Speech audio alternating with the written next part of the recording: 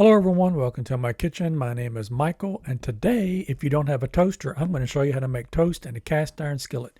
So we're going to heat our little skillet up, and we're going to put a couple of pats of butter in it, and then we're going to place our bread down in it, and we're going to give that a good turnaround so that we get the butter that's on the bottom of the skillet there all over that lower layer of that toast.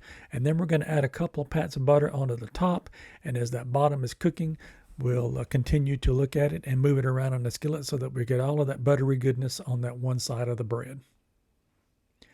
We're going to take a look at it now to see how it's coming along, and you do this at your likeness. If you like it a little bit darker, a little bit lighter, then keep a watch on it and see. This is how I like my toast cooked here. So I just did a check on it now.